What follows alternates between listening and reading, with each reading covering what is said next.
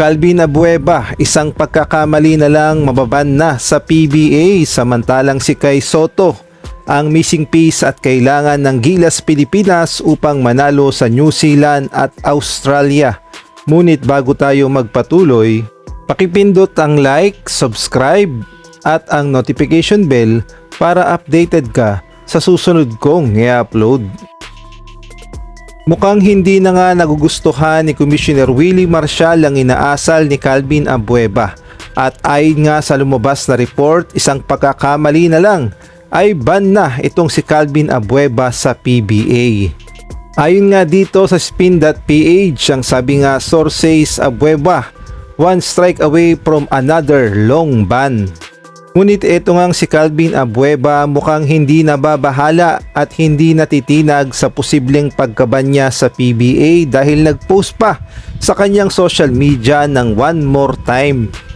Nagsimula nga ang lahat ng makaharap ng Converge itong Magnolia, at si Calvin Abueva ay na-involved sa isang hard foul dito nga kay Xavier Lucero, at gayon na rin ang pagsagot-sagot niya kay Coach L.A. Tenorio.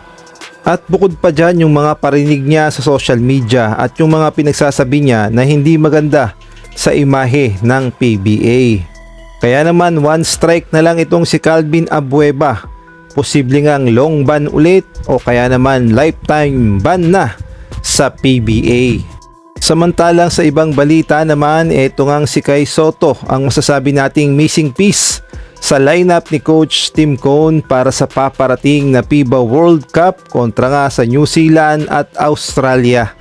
Malaking bagay kasi ang pagkakaroon ng Kai Sotto sa lineup ng Gilas dahil maasahan sa opensa at depensa itong si Kai Sotto, at sa laki niyang 7'3" ay talaga nga namang walang mangangahas na pumasok sa loob dahil paniguradong supalpal dito kay Kai Sotto. At bukod pa doon yung experience, dahil alam na ni Kai Sotto yung galawan ng mga player ng Australia at New Zealand dahil naglaro nga siya sa NBL. Kaya naman pagdating sa laro ng mga players ng Asia Oceania, partikular na sa Australia at New Zealand, alam lahat ni Kai Sotto ang kanilang galawan dahil nakasama niya yung ibang mga players sa NBL.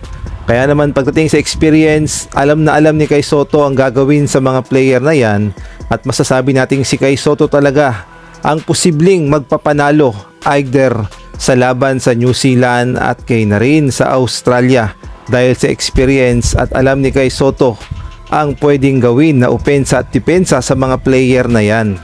At ito nga ang good news, dahil sa lineup sa Asian Games kasama ng pangalan ni Kai Sotto. Tingnan na lang natin kung magagamit din siya sa third window sa FIBA World Cup Asian Qualifiers. Lalong-lalo na yung laban kasi ng Gilas Pilipinas kontra nga dito sa New Zealand. Kailangan talaga ay manalo dito ang Gilas dahil parehong 2-2 ang record ng New Zealand at Gilas Pilipinas, at naghahabulan nga tayo sa standing. Kaya naman must win situation talaga, at kailangang matalo ng Gilas Pilipinas itong New Zealand upang umangat tayo sa standing at tayo ang magkaroon ng tsansa na makapasok sa FIBA World Cup na gaganapin sa Qatar sa 2027.